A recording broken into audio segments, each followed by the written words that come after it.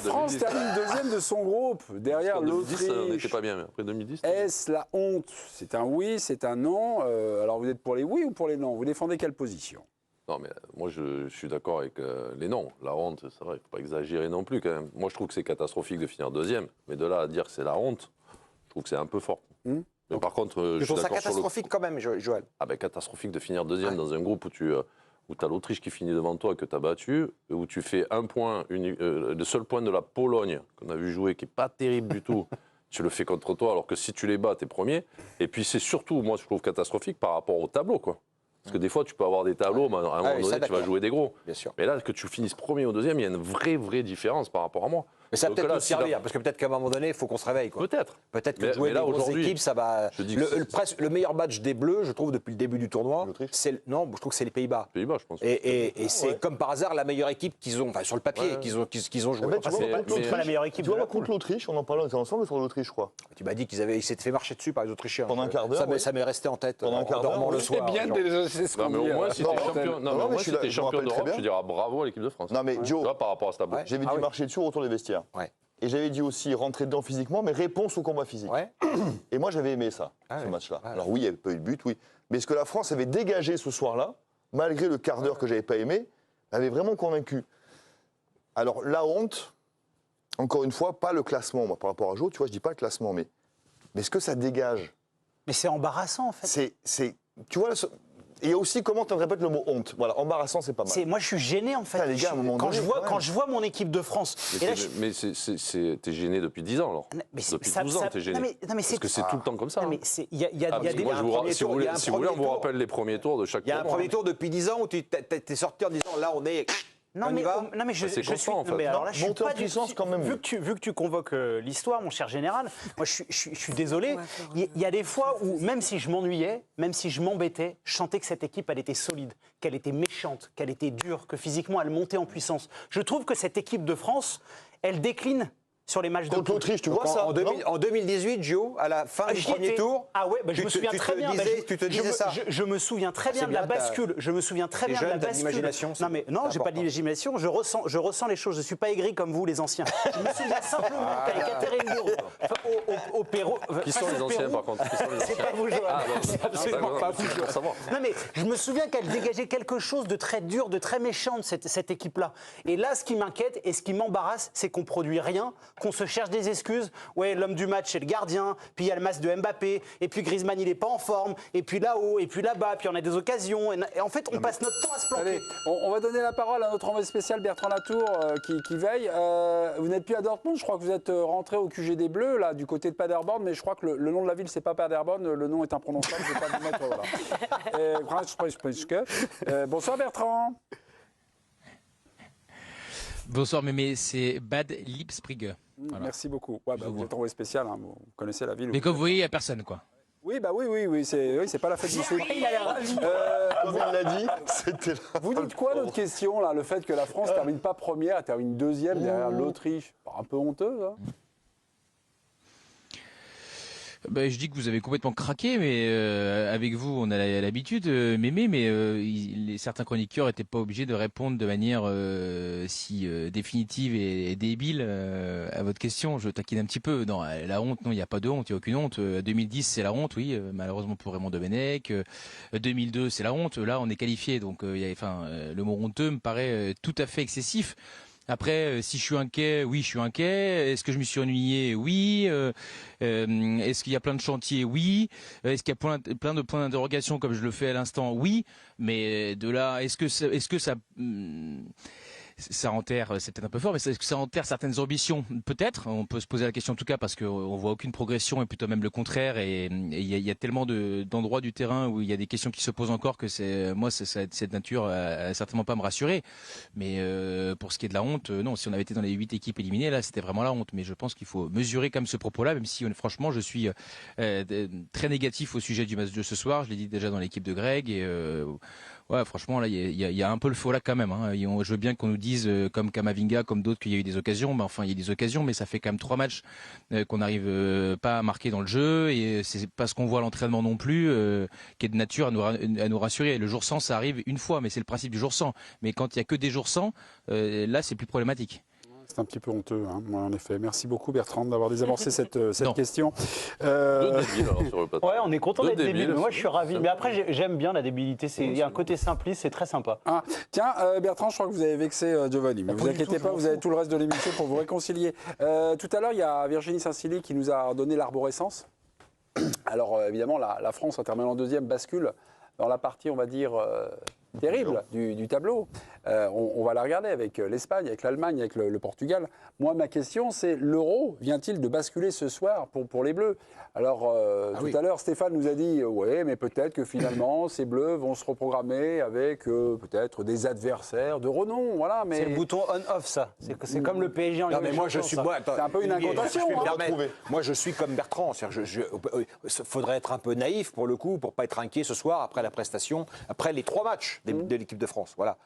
J'espère simplement qu'effectivement, ces nouvelles compétitions. Il y a 6 jours, il y a du boulot, il y a des questions auxquelles Deschamps doit répondre urgemment.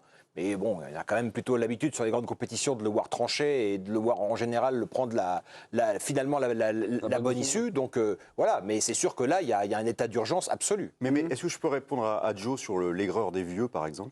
Oui, bien sûr. Alors, Règlement de compte. Les vieux ne sont pas tous aigris. Si on était aigris, on ne serait pas en train de parler de foot à nos âges à minuit. Et je souhaite à Giovanni d'être, quand il sera quinquat, d'avoir toujours la même flamme que la nôtre. Mais être vieux, ça permet aussi d'avoir des souvenirs. Et en l'occurrence, les souvenirs de 2006. Je pense que tout le monde s'en souvient. Bien sûr. Le premier tour de 2006 est catastrophique. Catastrophique. Le match nul contre la Corée du Sud, le match nul contre la Suisse, la victoire indispensable par 2 buts d'écart contre le Togo. Ouais. C'est un marasme. Vous vous souvenez? Domenech, il en prend 10 fois plus que Deschamps aujourd'hui. Donc on bascule dans un tableau. Et tu bascules sur l'Espagne. Tu bascules sur l'Espagne en 8e, sur le Brésil. Et l'équipe qui avait fait la meilleure impression sur le premier tour. Et je crois sur le Portugal. Portugal. Voilà. Espagne, donc, Brésil, le pire Portugal. tableau, Espagne, Brésil, Portugal et la finale contre l'Italie. Donc, et je t'assure, Giovanni, que 2006, c'était une catastrophe. C'est la même catastrophe. Alors peut-être qu'il y avait des meilleurs joueurs, il y avait Zidane, évidemment. Mais Régis, ce que tu dis, c'est pas antinomique, en fait. Il y avait une meilleure équipe. Alors, c'est pas très sexy de dire que le premier tour et la phase finale, ce sont 2 tournois différents, mais je suis convaincu que ce sont 2 tournois différents et que ce n'ont rien à voir l'un avec l'autre. En fait, voilà, moi, la question, elle est bonne, parce que le sentiment de honte, t'es embarrassé quand tu vois ces bleus-là. Ça veut pas dire qu'ils gagneront pas, mais on a le droit d'être embarrassé, gêné quand on les voit. Tout ce qui est la France termine deuxième de son groupe derrière l'Autriche. Après réflexion et pendant la pause, Régis Testelin m'a soufflé une correction, j'ai trouvé opportune. Donc voilà, on est en train de faire l'émission, en train de la fabriquer, et vous participez à cette émission. La France termine deuxième du groupe. Est-ce un échec? Alors, est-ce un échec? Mon cher Stéphane et mon cher Régis, c'est moins fort que la honte, d'accord? Vous auriez dit quoi? Oui, c'est un échec? Non, c'est pas un échec? Les petits. J'aurais dit que c'est un semi-échec. Ah oui, d'accord. Un échec. Mais non, mais parce que l'échec pour moi, c'est l'élimination. La honte, c'est encore un autre concept. La honte, on l'évacue. Non, mais l'échec serait été... Moi, échec, je vous dis non pareil, Olivier. L'échec, ça aurait été l'élimination. Deuxième de son groupe à l'Euro, évidemment. Jamais sous Deschamps, l'équipe de France avait l'élimination, c'est 4e, quoi. Sur un groupe comme ça, si tu peux plus être éliminé en plus sur la nouvelle forme. 4e, ou alors pas dans les meilleurs. Non, même. Là, Johan, ils auraient été 3e dans ce groupe-là, qualifiés avec le tableau que nous avons fait Virginie, on comprend rien tout à l'heure. Là, j'aurais effectivement. Non, mais ou alors c'est pas glorieux. Ou alors ils auraient perdu un match, par exemple. Mais là, il n'y a même pas de défaite. Il y a une victoire et 2 nuls. Bertrand, on va tenter de se réconcilier. Oui, voilà. Bon, on a repris la question. Elle était un petit peu osée, un petit peu tendue. Ah, vous progressez, hein? À votre contact, mon cher Bertrand. La France termine deuxième de son groupe. Est-ce que c'est un échec pour vous, mon Bertrand? Plus vite que les Bleus. Mais moi, là, je me désolidarise de mes 2 vieux soldats, Stéphane et Régis. Moi, je trouve que c'est un échec parce que dans le foot d'avant, où il y avait 2 qualifiés, 2 éliminés, on peut discuter. Là, il y a un moment donné, il y a 8 équipes sur 24 qui sont éliminées seulement. Donc, faire 4e, il y a un moment donné, quand on est les Bleus, vice-champions du monde avec l'équipe que vous avez, encore merci à eux, quand même qu'on soit qualifiés. Donc, ça, c'était vraiment c'est le RSA, quoi. Donc, encore heureux. Mais pour moi, c'est un échec parce qu'en fait, je ressors avec beaucoup de questions, peu de réponses. Les réponses que j'avais et que je persiste à garder quand même, c'est le milieu de terrain, en l'occurrence Rabiot et Kanté. Là, ils sont passés au travers, d'accord, surtout Adrien Rabiot, mais qui a eu des problèmes personnels avant la rencontre, qui a beaucoup enchaîné, etc. Je suis persuadé que dans 6 jours, il fera pas 2 fois ce match horrible.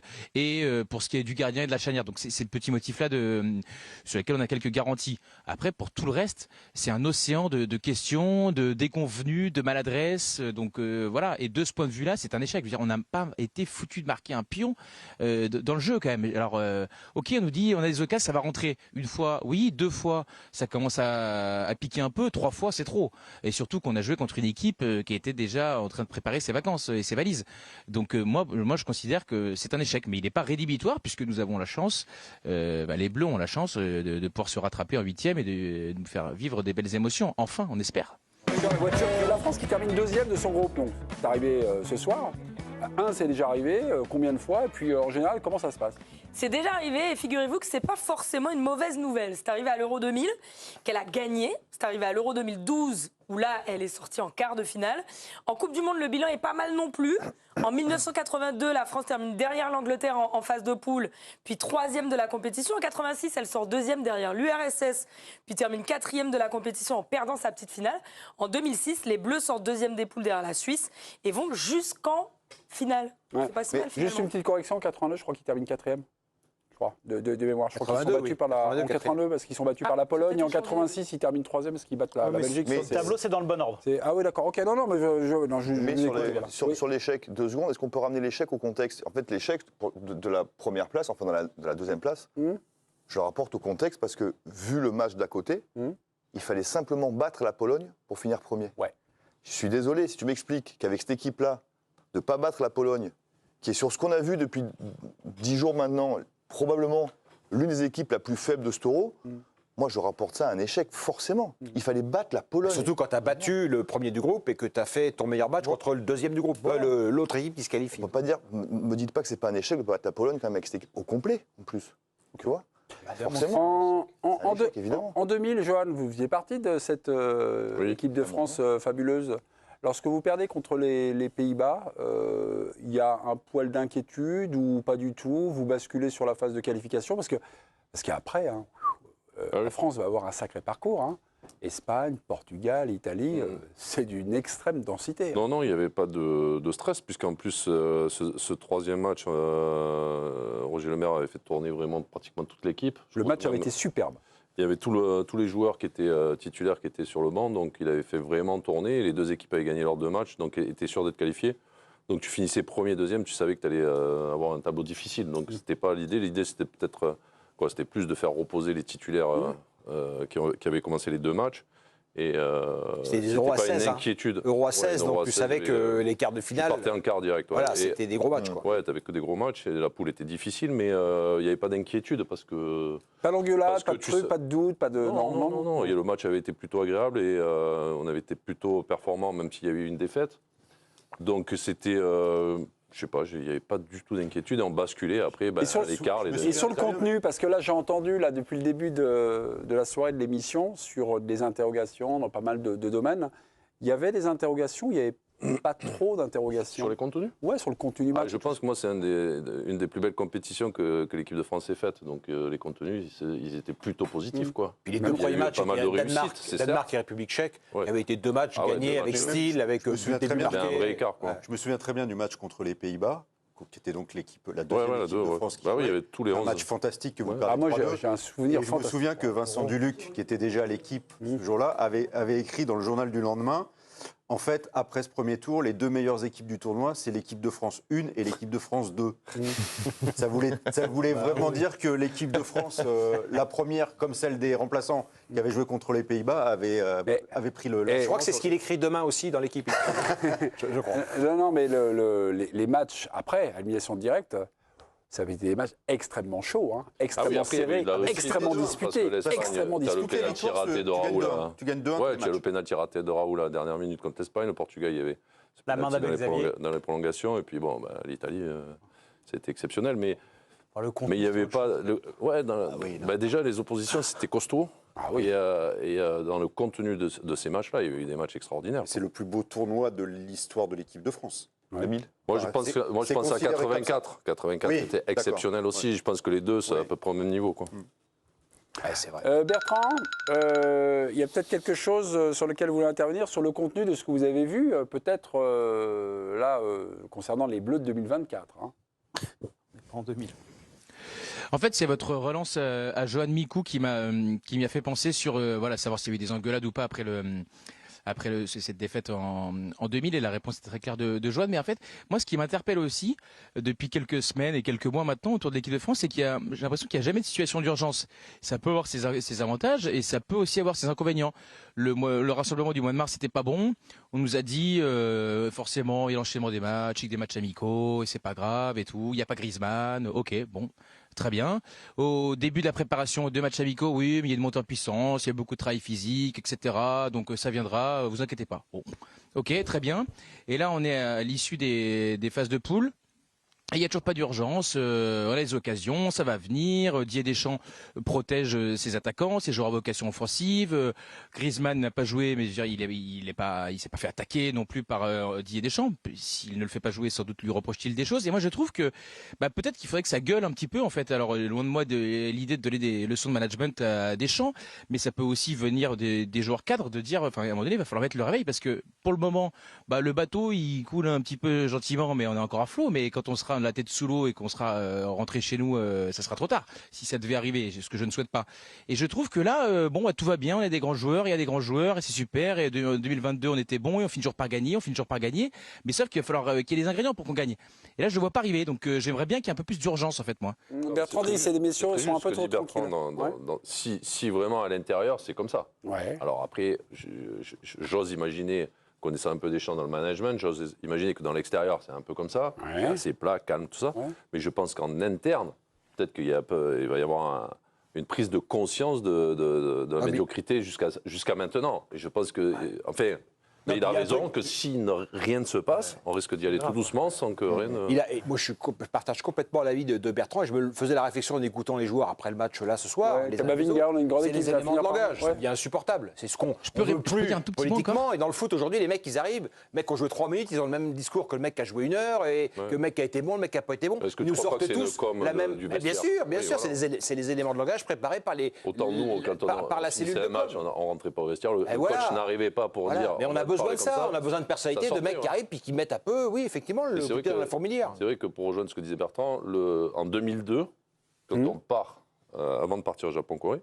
il y a le match au Stade de France qui se passe pas très bien, etc. Contre la Belgique, mais tu avais l'impression que, en fait, c'est pas grave. Ouais. Et il n'y a jamais eu une prise de conscience jusqu'à l'élimination. Donc, parce que là, c'était les Beatles. Ouais, mais tu avais l'impression que tu disais, tu avais 2 ans qui s'étaient passés extraordinaires avant, et tu t'es dit, c'est juste un petit accro et ça va partir après. Et c'est vrai qu'il n'y a pas eu de coup de gueule dans le vestiaire, de prise. Ouais, et puis même quelqu'un qui prenne la parole pour dire, les gars, on va dans le mur, quoi. Parce qu'on pensait que la roue allait tourner toujours dans notre sens, et ça ne s'est pas passé. Donc, sa remarque est assez juste. S'il n'y a rien qui se passe au niveau interne, je parle, ça peut aller dans le mur rapidement, quoi. Bertrand, vous vouliez rajouter juste un petit truc en plus? Oui, parce que sur les prochaines heures là, vous le voyez pas, mais croyez-moi, les joueurs de l'équipe de France, ils sont dans l'hôtel qui est situé derrière moi, sur les images de Jérémy Jalingro, et il y a les familles des joueurs qui sont arrivés. Il y a un joueur peut-être qui n'est pas encore arrivé, d'ailleurs, voiture balai, c'est William Saliba. On attend peut-être sa venue, peut-être qu'il nous a échappé, mais il a été pris par un contrôle antidopage. Ce que je voulais dire, c'est que demain il n'y a pas d'entraînement. Pas de conférence de presse non plus parce que les joueurs sont avec leur famille, donc les joueurs vont reprendre l'entraînement jeudi. Donc sur ces 6 jours jusqu'au match des 8e de finale, il y a ce soir, là, ils font leur soirée tranquille. Demain, ils sont en famille, quartier libre, etc. Enfin, quartier libre, je sais pas, mais en tout cas, ils sont avec leur famille. Il n'y a pas d'entraînement, donc déjà, ça fait perdre un jour de préparation. Puis après, quand on sera la veille du match, on bossera pas beaucoup non plus. Il y a J-2 non plus. Ça va venir vite à ce rythme-là. Okay. C'est aussi bien d'avoir un peu la possibilité de sortir un peu avec la famille. Peut-être il va sûrement y avoir des repas en famille avec les autres. Oui, ils seront engueulés d'autres choses, quoi. Voilà. Ils seront engueulés par leurs femmes, puis après ils seront engueulés par des champs, tout va bien. Tout va bien.